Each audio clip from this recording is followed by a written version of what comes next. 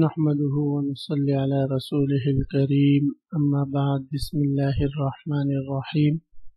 عزیز طلبہ، آج ہم مختصر المعانی فن ثالث علم بدیع کا سبق نمبر 4 شروع کر رہے ہیں۔ سب سے پہلے ہم حسب عادت سبق سے متعلق عبارت کو پڑھتے ہیں، اس کے بعد پھر سبق کا خلاصہ اور آخر میں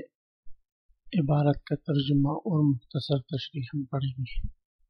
عزیز طلبہ، آج کی سبق کی ابتدا ومن الطباق ما سماہ بعضهم تدبیجا سے ہو رہی ہے، لہذا آپ حضرات عبارت پر توجہ فرمائیے۔ ومن الطباق ما سماہ بعضهم تدبیجا من دبج المطر الارض اذا زینها وفسره بأن يذكر في معنى من المدح وغيره الوان لقصد الكناية او التوریة، واراد بالالوان ما فوق الواحد بقرین الامثلة، فتدبیج الکنایة نحو قوله تردى من ترديت الصوب أخذته رداء ثياب الموت حمرا فما أتى له أي تلك الثياب الليل إلا وهي من سندس خضر، يعني ارتد ثياب الملتقط بالدم فلم ينقض يوم قتله ولم يدخل في ليلة إلا وقد صارت الثياب من سندس خضر من ثياب الجنة، فقد جمع بين الحمرة والخضرة وقصد بالأول الكناية عن القتل وبالثاني الكناية عن دخول الجنة۔ عزیز طلبہ، طباق سے متعلق ہم پڑھ رہے تھے۔ طباق کی تعریف ہم نے پڑھی تھی کہ دو متضاد معنوں کو جمع کرنا ہے اپنے کلام میں، چاہے ان میں تضاد اور تقابل یہ اعتباری ہو یا کہ حقیقی ہو۔ مصنف علیہ الرحمہ اس عبارت میں طباق کی ایک اور قسم کی طرف اشارہ فرماتے ہیں کہ طباق کی ایک اور قسم ہے جس کو طباقی تدبیج کہتے ہیں۔ تدبیج بابی تفعیل کا مصدر ہے، دبج یدبج، تدبیج کا معنی آتا ہے مزین کرنا۔ دبج الارض المطر، دبج المطر الارض، زمین کو بارش نے مزین کیا، خوبصورت کیا۔ چنانچہ بارش ہو جانے کے بعد ہم دیکھتے ہیں پہاڑوں میں یہ منظر بہت خوب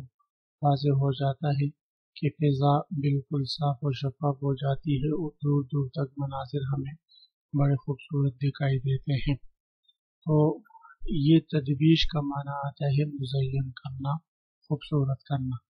اور اصطلاح میں تجوید کا معنی ہے کہ کسی معنی میں یعنی مدح یا ہجو یا مرثیہ وغیرہ میں کنایہ یا توریہ کی قصد سے رنگوں کو ذکر کرنا۔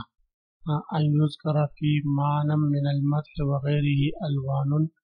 لقصد الکنایۃ او التوریۃ،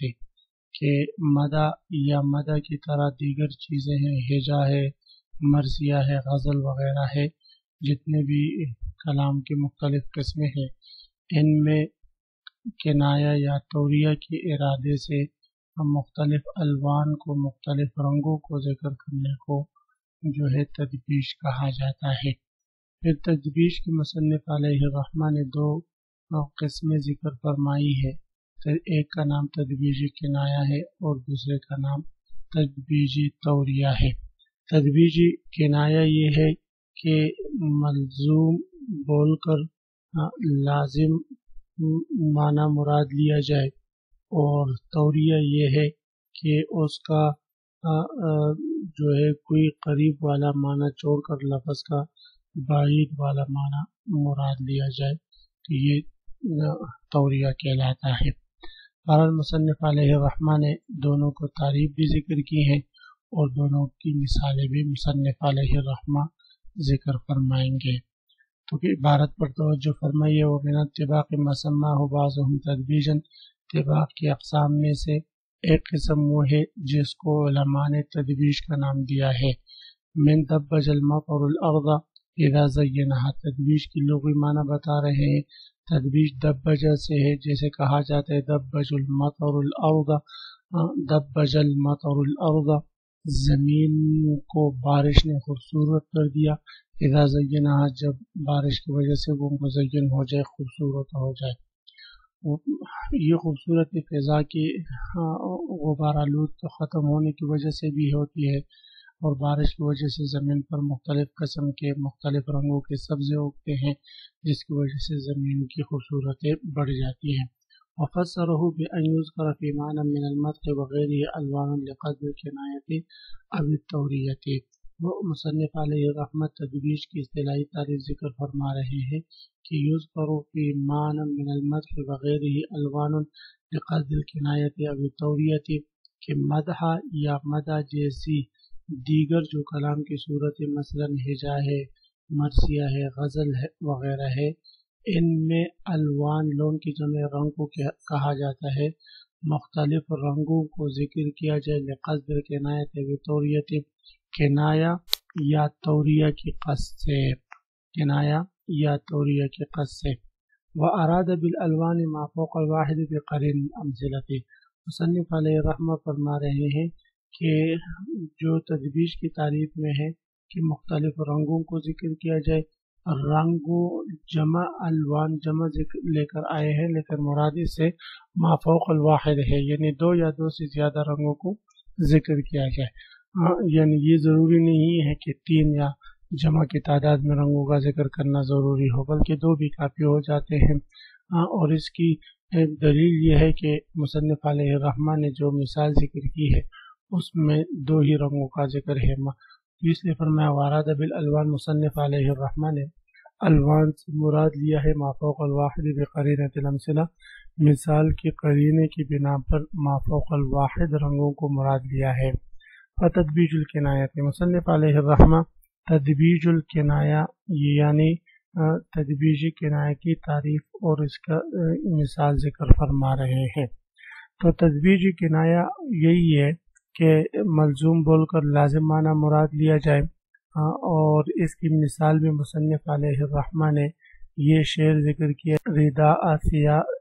تردى ثياب الموت حمرا فما أتى لها الليل إلا وهي من سندس خضر۔ یہ شعر ابو تمام کا ہے جو انہوں نے ابو نہشل محمد بن حمید کی مرثیہ پر پڑھا تھا، جس وقت ان کو شہید کیا گیا تھا، ان کی شہادت پر انہوں نے یہ شعر پڑھا تھا۔ تو پہلے ہم شعر کے لغوی اور صرف تحقیق کے ساتھ ترجمہ پڑھتے ہیں، اس کے بعد پھر محل استشہاد کی طرف آتے ہیں۔ تردہ یہ باب تفاعل سے ہے، تردیت اے تقبلت، کہا جاتا ہے تردیت الثوب اے اخذت رداء، میں نے کپڑے کو جو ہے چادر بنا دیا۔ یہاں پر مصنف علیہ رحمہ نے شاعر نے کہا ہے تردہ ثیاب الموت، اس شہید نے تردہ اوڑھ لیا، پہن لیا ثیاب الموت، موت کا لباس، ثیاب ثوب کی جمع لباس کو کہا جاتا ہے۔ حمرن یہ ثیاب کے لیے جو ہے حال واقع ہے، اس حال میں کہ وہ کپڑا جو تھا وہ سرخ تھا، وہ کپڑا سرخ تھا، مطلب یہ ہے کہ اس نے موت کا سرخ لباس اوڑھ لیا۔ اما اتا لہا اللیل، لہا میں ہاں ضمیر جو ہے یہ ثیاب کی طرف راجع ہے، اے تل کا ثیاب، اما اتا لہا اللیل، تو ان کپڑوں پر ابھی رات نہیں آئی تھی، الا وہی من سندس خضر، مگر یہ کہ وہ سبز باریک ریشم کے ہو گئے تھے۔ اب اس شاعر یہ کہنا چاہتا ہے کہ جو ابو نہشل تھا اس نے موت کا سرخ لباس اوڑھ لیا، اور یعنی وہ شہید ہو گیا اور موت اس کی مقدر ہو گئی۔ اما اتا لہا اللیل الا وہی من سندس خضر، لیکن ابھی تک جو ہے اس پر رات نہیں آئی تھی مگر اس کا وہ سرخ لباس جنت کے سبز لباس میں تبدیل ہو گیا، یعنی وہ جنت میں داخل ہو چکا۔ یہ شاعر کا مطلب ہے، اور شاعر نے ابو نہشل کی گویا شہادت کی قبولیت کی طرف اور اس کی جنتی ہونے کی طرف اس میں اشارہ فرمایا ہے۔ محل استشہاد یہاں پر یہ ہے عزیز طلبہ کہ یہاں پر مصنف علیہ الرحمہ نے دو رنگوں کا ذکر فرمایا ہے، حمرن اور خضرن، یعنی احمرار اور اخضرار، یہ دو رنگوں کو ذکر فرمایا ہے۔ پہلے رنگ سے مراد انہوں نے شہادت لیا ہے اور دوسرے سے انہوں نے جنت کا لباس مراد لیا ہے، یعنی پہلے سے شہادت اور دوسرے سے جنت مراد لی ہے۔ تو یہی کنایا جو ہے تدبیج الکنایا ہے کہ دو رنگوں کو ذکر کر کے کنایا یا توریہ کے قصد سے، تو یہاں پر دو رنگوں کو ذکر کیا مصنف علیہ الرحمہ نے اپنے شعر میں کنایا کے قصد سے، کہ ان دونوں میں بطور کنایا کے حمرن سے شہادت اور بطور کنایا کے اخضرار سے جو ہے وہ جنت مراد لی ہے۔ مصنف علیہ الرحمہ فرماتے فتدبیج الکنایت کنایا تدبیجی کنایا کی مثال نحو قولی، جیسے کہ شاعر کا یہ قول ہے تردہ من تردیت صوبہ، تردہ یہ تردیت صوبہ سے ہے، اے اخذت ردان میں نے کپڑے کو رداء چادر بنایا، سیاب الموت اوڑھ لیا اس نے موت کا لباس، حمرن سرخ فما اتی لہا بس نہیں آئی تھی ان لباس پر، ہے تل کا ثیاب اس لباس پر ابھی نہیں آئی تھی اللیل رات، الا وہی من سندس خضر مگر یہ کہ وہ سبز باریک ریشم کے ہو چکے تھے، یعنی ارتد اثیاب الملتخط بالدم،